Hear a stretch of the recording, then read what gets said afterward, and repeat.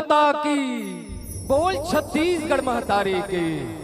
नमस्कार, जय जोहार। लोक कला संगीत के तमाम चाहने वालों, आप सभी का छत्तीसगढ़ी लोक कला रिकॉर्डिंग डांस संस्था नमो बिहान परिवार, ग्राम बरार मुंडे, तहसील अंबागढ़ चौके, जिला मोहला मानपुर अंबागढ़ चौके, छत्तीसगढ़ के तमाम कलाकारों की ओर से आप सभी सुधी दर्शक चाहने वालों को हम सलाम करते हैं, प्रणाम करते हैं। साथ ही साथ आज के इस लोक कला महोत्सव के आयोजन करता समस्त पदाधिकारी बंधुओं का, समस्त कर्मचारी बंधुओं का भी नमो बिहान परिवार हृदय से आभार समर्पित करते हैं साथियों, जिनके स्नेहिल आमंत्रण के चलते आज नमो बिहान परिवार का रंगमंच सजने को जा रहा है। तो आइए साथियों, आप और हम सब मिलकर छत्तीसगढ़ की लोकांचल संस्कृति का आनंद लेते हैं। तो देर किस बात की, आशा और विश्वास की, तो देर किस बात की, आशा और विश्वास की, लीजिए शानदार प्रस्तुति का आनंद हमारे नमो बिहान परिवार की, नमो बिहान परिवार की, नमो बिहान परिवार की।